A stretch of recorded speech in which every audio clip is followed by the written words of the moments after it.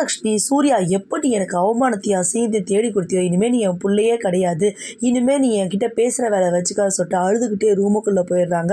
சித்ராதேவிக்கு அனாமிகாவுக்கு பார்த்தீங்கன்னா பயங்கர சந்தோஷம். அழகிய கூட்டிக்கிட்டு நான் வீட்டை விட்டு போகிறேன்னு சொல்லிட்டு சூர்யா சொல்கிறாங்க. யாருமே பார்த்தீங்கன்னா தடுக்கல.